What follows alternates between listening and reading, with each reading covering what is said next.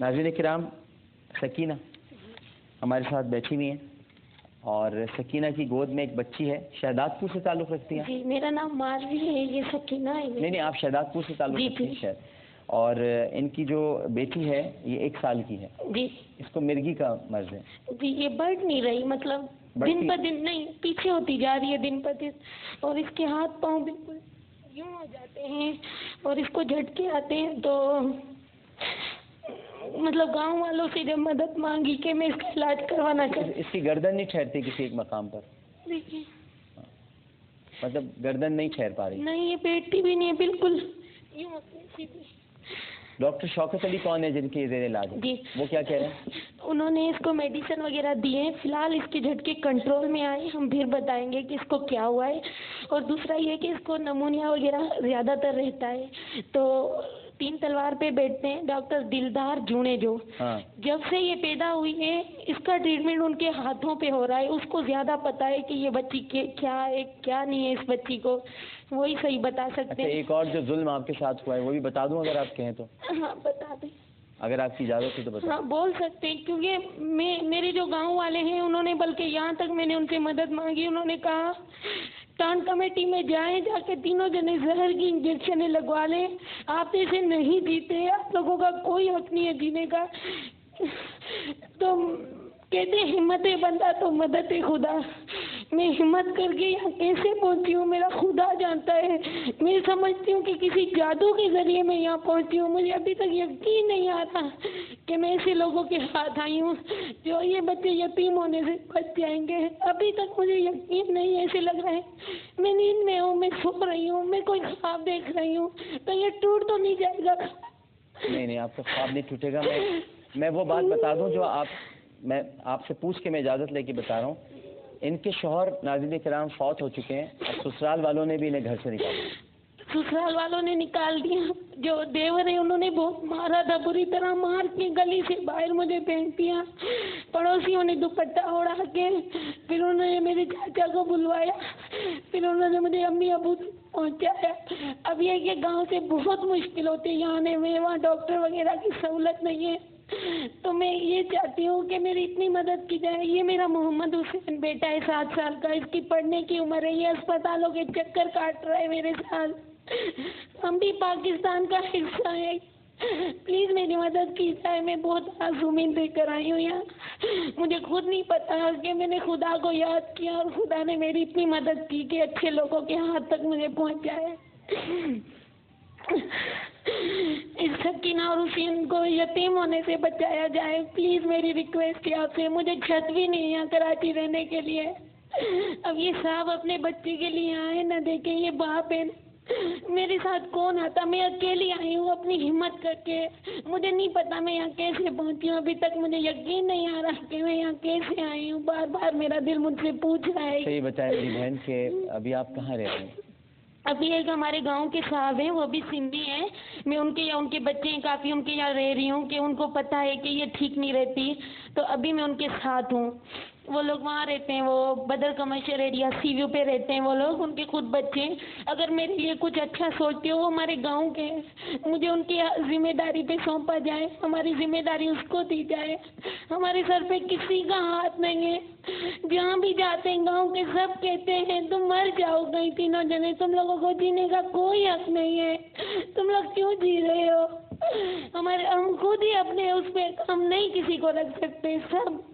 اور میں یہ بھی کہوں گی جن جن لوگوں نے مجھے یہ کہا کہ تمہاری بہت حشر برا ہوگا، لیکن دیکھیں میں نے ہمت کی، میں کتنے اچھے لوگوں کے ہاتھ پہنچی ہوں.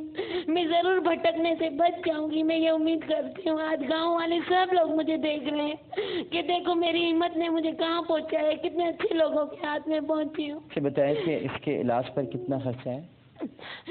یہ مجھے نہیں پتا کہ کتنا ہے، لیکن یہ ہے کہ میں ایک مرتبہ رو رہی تھی. میں ایک میگا مارٹ آتا، ایک اسٹور آتا ہے، وہاں سے میں آ رہی تھی. ایک فرا باجی ہیں، انہوں نے مجھے دیکھا اور مجھ سے پسٹوری پوچھی تمہاری بچی کی گردن کیوں نہیں ٹھہرتی. میں نے اس کو بتایا میں علاج نہیں کر سکتی.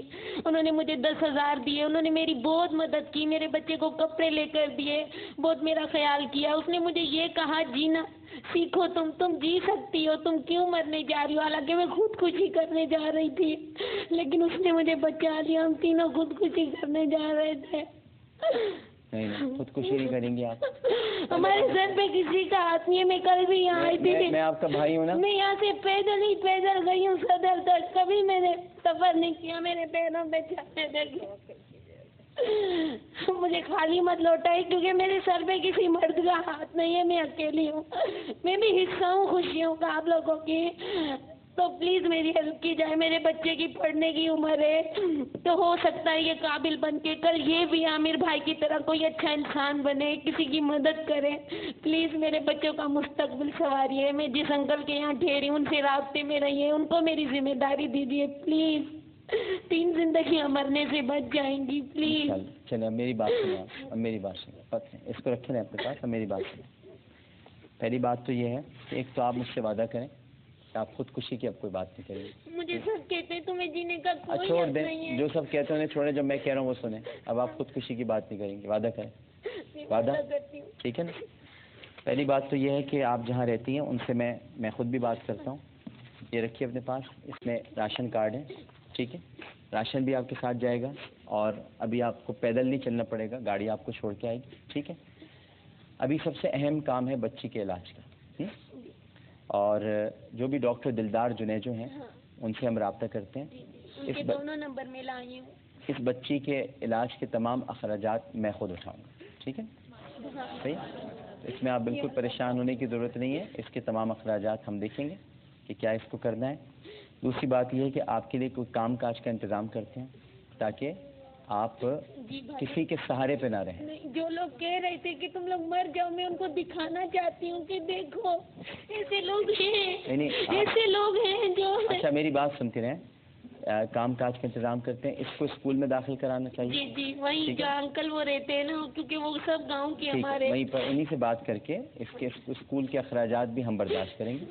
इसको हम करवाते हैं और आपको किसी काम काज में हम लगाते हैं, क्योंकि आपका काम करना बड़ा ज़रूरी है। मेरी 22 साल एज है और मैं कहीं निकल भी नहीं सकती अकेली। बिल्कुल सही मैं बात। पर्दा इसीलिए किया है, वो जो गांव के लोग हैं, अगर पर्दा खोलूंगी वो लोग कहेंगे देखो कहाँ से मुँह काला कर दिया, ये वो कर दिया, गंदी गंदी बातें करेंगे। मदद कोई नहीं करता, मदद कोई नहीं करेगा, लेकिन मेरी इज्जत मेरे हाथ में है। अगर मैं कंट्रोल में करूँ, दुनिया की कोई ताकत मुझे कुछ भी नहीं कर सकती। बिल्कुल। एक कॉलर हमारे साथ है। अच्छा, ये महमूदा सुल्ताना फाउंडेशन ट्रस्ट की तरफ से आपके लिए कुछ है।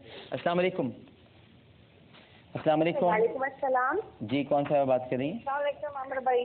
जी वालेकुम अस्सलाम। अमर भाई, नाम तो मैंने लेने से मना कर दिया है। जी जी, फरमाइए। 1 लाख दे रही हूँ वो बच्चे के लिए। जी, ये जो 6 माह का बच्चा है उसके लिए 1 लाख डोनेट करना चाह रहे हैं। 1 लाख रुपए। एक और कॉलर मौजूद है। अस्सलाम वालेकुम। अस्सलाम वालेकुम। वालेकुम अस्सलाम। जी, कौन सा बात कर रही हैं? मैं कुवैत से बात कर रही हूँ, नाम नहीं बताना चाहती। जी फरमाइए। मैं मोहम्मद अली के लिए 25,000 रुपये और सकीना के इलाज के लिए 25,000 रुपये देना चाहती हूँ। जी, बहुत शुक्रिया, बड़ी मेहरबानी, बड़ी मेहरबानी। अच्छा जी, तो अच्छा जी, और अब माशाल्लाह 2-2.5 लाख रुपए तो हो गए हैं, और अभी ख्वाजा गरीब नवाज वेलफेयर ट्रस्ट की तरफ से 4 लाख रुपए आपके लिए और मज़ीद आ जाए, ठीक है?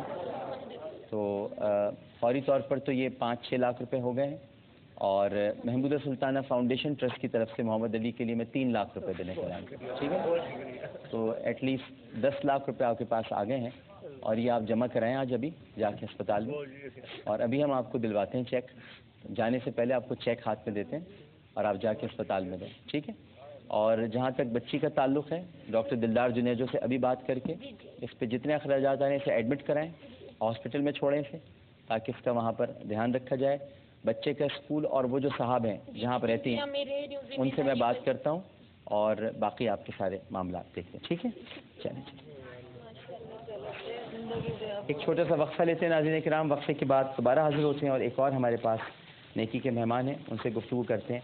हमें यकीन है आप सब लोग हमारे साथ ही रहेंगे। अस्सलाम वालेकुम व रहमतुल्लाह।